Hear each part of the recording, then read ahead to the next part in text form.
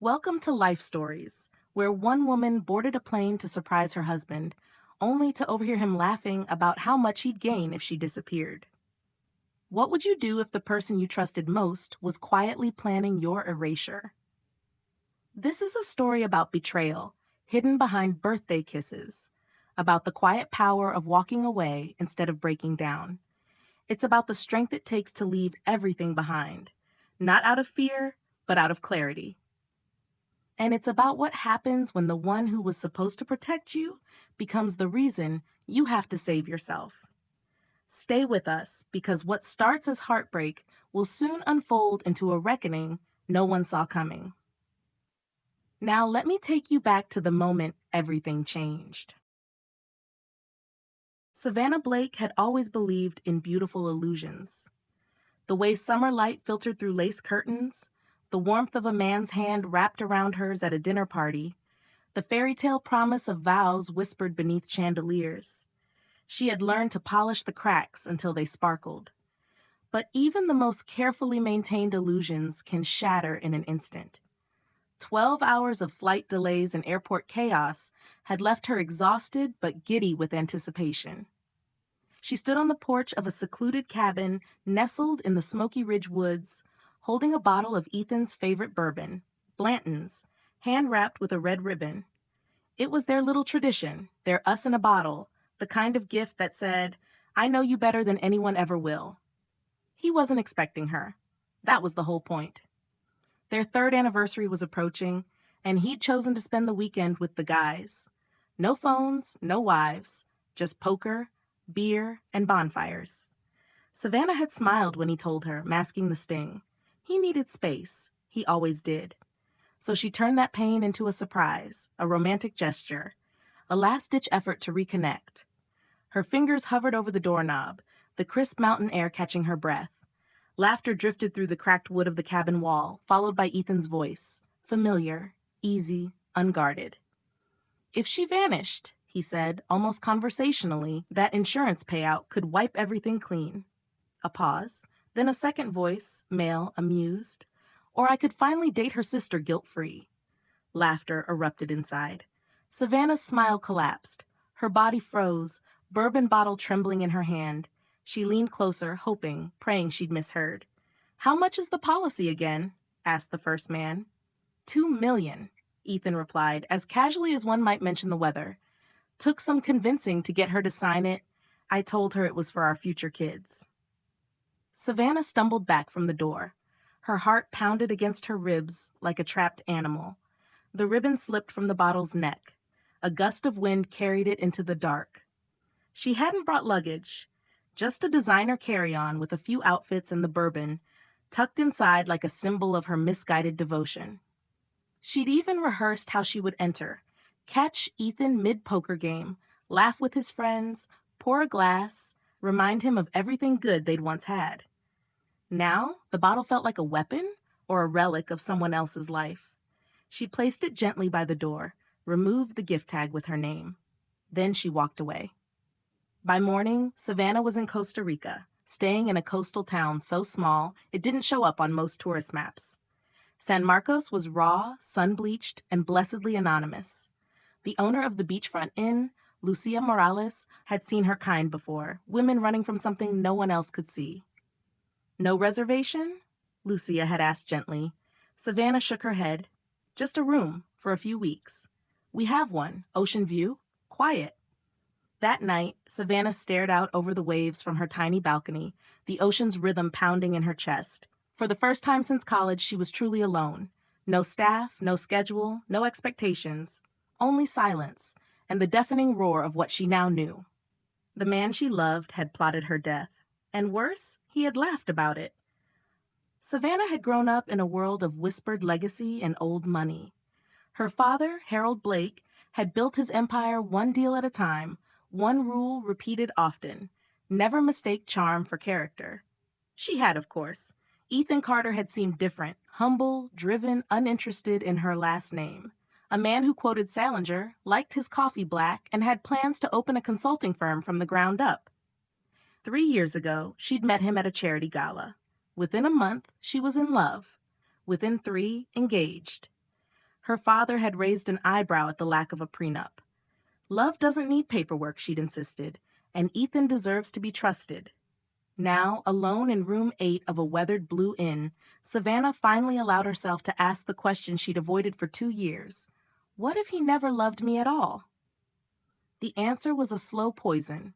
She cried until the pillow was damp, then stared at the ceiling fan as shadows danced like ghosts.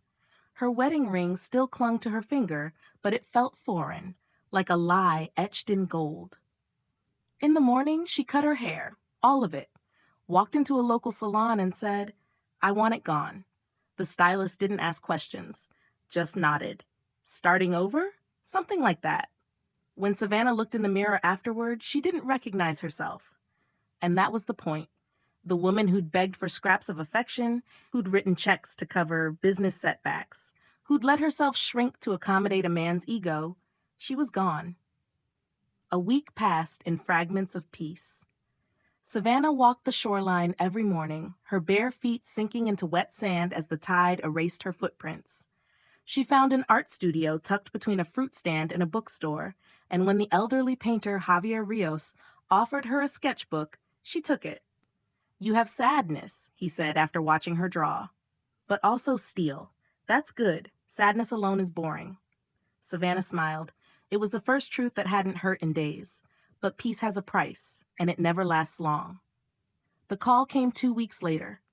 Rachel, Ethan's younger sister, Savannah's friend before she was ever family. Her voice cracked through the cheap cell phone speaker. "Savannah, oh my God, you're alive." Savannah's chest tightened.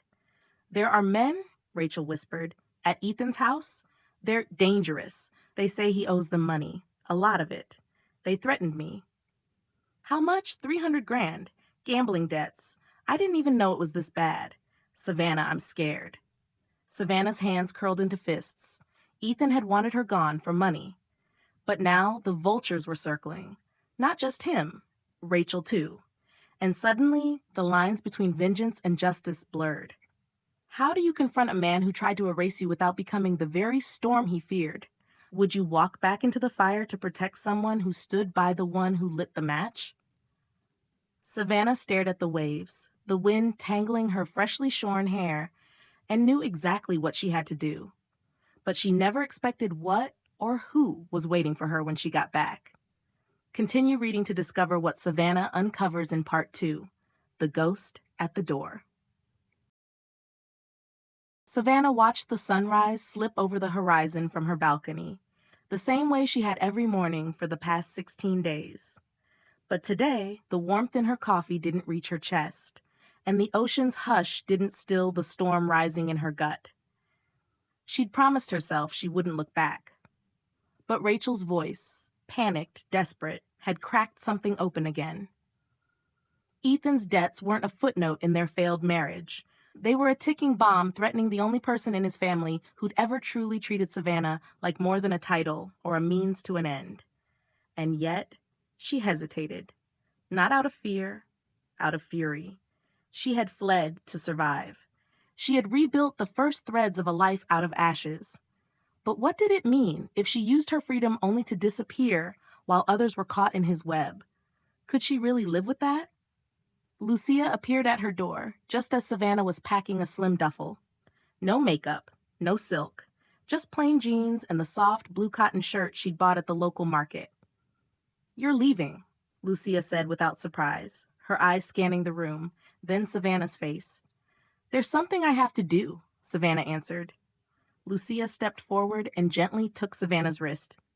"Make sure you are going to something, not just away from something again." Savannah nodded, but she wasn't sure which it was anymore. She landed in Atlanta under her maiden name, Savannah Blake, a ghost with purpose, and picked up a rented sedan from a company that asked few questions. Her new hairstyle and brown contact lenses helped. So did the slight southern accent she resurrected from her childhood summers, when she used to run barefoot across her grandfather's ranch and believe in goodness. By dusk, she was parked half a block from the house she used to call home. Ethan had always loved theatrics. String lights in the yard, perfect landscaping, curated music for every occasion. Now the house looked dim and disordered, like someone had peeled back the wallpaper of their lives and revealed the mold underneath. Savannah watched from her car for over an hour. A man exited once, clearly agitated, pacing the driveway while yelling into his phone. Ethan. Sloppier now, less polished, but still pretending. She didn't get out. Not yet. Instead, she dialed Rachel's number. Savannah? Her voice cracked immediately. I didn't think you'd actually... I'm here, Savannah said quietly, but we need to talk face to face. They met in a quiet park 2 towns over. Rachel looked thinner, her eyes rimmed in red and guilt. You shouldn't have come back, she said, hugging Savannah tight despite the words. He's not, right? He's unraveling. Savannah held her at arm's length. He's always been unraveling. We just didn't want to see it. Rachel's chin trembled. I didn't know how deep it went. The gambling, the lies. And now he thinks. He thinks you ran off with someone, that you're starting a new life with one of your father's lawyers. He's obsessed with finding you, and he's drinking. A lot. Savannah blinked. He's rewriting the story already. Rachel pulled something from her purse. A letter. Handwritten. He left this on my doorstep. I think you should read it. Savannah unfolded the pages. The handwriting was rushed, desperate. The kind of scribble that comes from sleepless nights and unraveling delusions. He called her his compass. Claimed he was lost without her. Apologized, but never clearly. He blamed the pressure, the debt, her father's disdain, even Rachel's emotional distance. He made himself the victim of a world he couldn't control. But one sentence stood out like a gunshot. You'll always be my unfinished plan. Savannah's hands went cold. He didn't mean that, Rachel said quickly. He spirals. You know that. No, Savannah said. I didn't. Not really. I spent 3 years excusing things I should have run from. But now? She folded the letter again and slipped it into her jacket. Now I want the truth. All of it. Rachel hesitated. Then she whispered, There's something else. Savannah looked up. Ethan told me once, after too many drinks, he said your father's estate trust has a clause. If you die before 35 and you're still legally married, the trust transfers to your spouse. Savannah's stomach dropped. I didn't think he meant anything by it, Rachel continued, shame flooding her voice. I thought it was just theoretical. But now, after the bourbon bottle, after that weekend, Savannah's vision tunneled. It had never been about the insurance money. $2 million was a distraction. It was the trust. It was her father's legacy. He didn't just want her dead. He wanted to own her even after death. Savannah stood up, her legs trembling with adrenaline. The sun had dipped below the trees, casting long shadows across the grass. I'm not running anymore, she said. Rachel looked at her scared. Then what are you doing? Savannah turned toward the road, her voice calm and final. I'm taking back everything he thought he'd inherited. Do you think Savannah should expose Ethan publicly? Or destroy him quietly from behind the scenes? The next move is hers, and it could change everything. Join us in the next chapter of Savannah's journey in Part 3, The Inheritance Trap. The air was thick with rain when Savannah Blake stepped onto the marble floor of the house she once called home. She hadn't planned on returning at night, but the storm had a poetic rhythm to it. Cleansing, ominous, final. Ethan's car was in the driveway. She knew he wouldn't expect her. Not like this. Not dressed in gray slacks and a tailored coat, not with hair cut short and eyes no longer blue but a deep, unreadable brown. She was the ghost of his past, wrapped in the armor of a stranger. She rang the doorbell. When he opened the door, barefoot, hair tousled, whiskey glass in hand, his face went pale, as if the dead had come to collect. Savannah?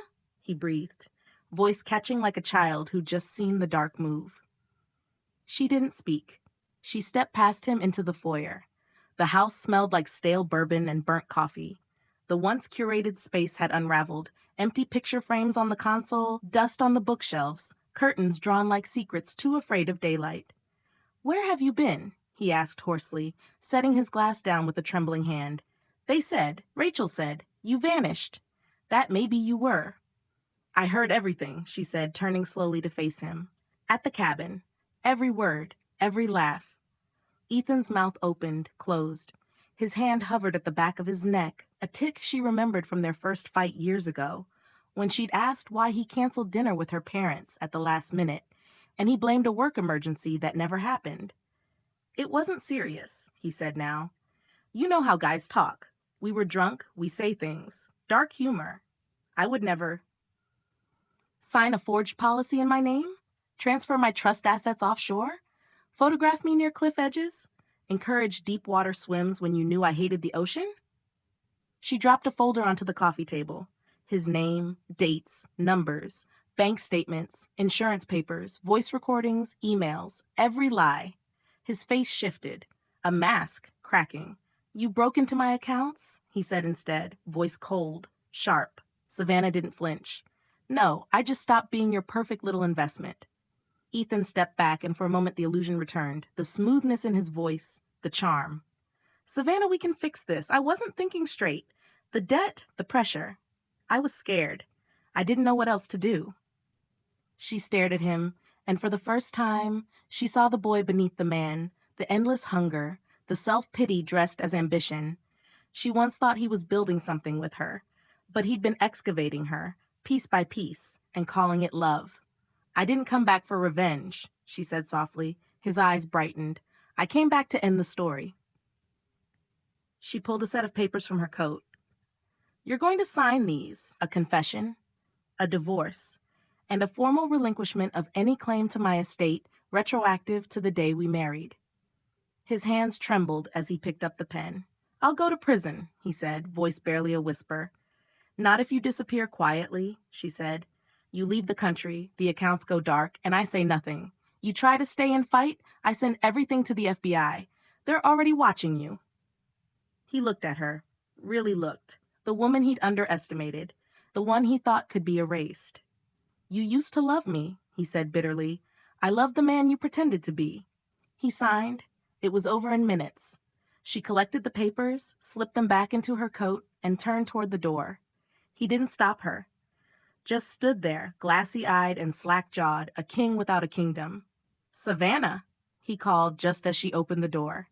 Rain blew in sideways. She looked back. "Did any of it mean anything to you? Was any of it real?" A long silence stretched between them. "I don't know," she said, "but I know what's real now. Me." She stepped into the storm and didn't look back. 3 months later, Savannah stood in the open-air gallery of San Marcos, sunlight dappling the stone floor through wide wooden beams. Her paintings lined the white walls, raw, vivid strokes of coastline, fire, and faces in shadow. The local paper had called it "A Quiet Revolution in Color." Lucia poured 2 glasses of wine and joined her on the balcony that overlooked the sea. "You did it," she said, lifting her glass. "You're free." Savannah smiled. The breeze tangled through her cropped hair. On the beach below, children ran laughing between umbrellas, their footsteps vanishing as fast as they came. "Not just free," Savannah said, watching the horizon. Rewritten. Rachel had sold her house and moved to New Mexico. They spoke weekly. Amelia had visited twice. Javier had offered Savannah a permanent space in the gallery. Her life, once so curated by other people's expectations, now moved to the beat of her own brushstroke. She sometimes thought about Ethan. Rumors placed him somewhere in South America. Maybe he was rebuilding. Maybe he wasn't. She didn't care. He had tried to bury her in silence. She had answered with creation. Lucia touched her arm. "You don't need to be grateful to the ones who hurt you, you know?" "I'm not," Savannah said, "but I'm grateful I survived them."